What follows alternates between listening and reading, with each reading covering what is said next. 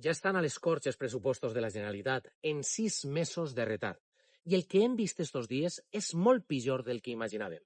Mazón, amb el consentiment de Feijóo, s'ha entregat completament a Vox i ha reafirmat el pacte de la vergonya, acceptar retallades en cooperació, en memòria democràtica, en igualtat, en llengua, en medi ambient i en els serveis bàsics de la ciutadania.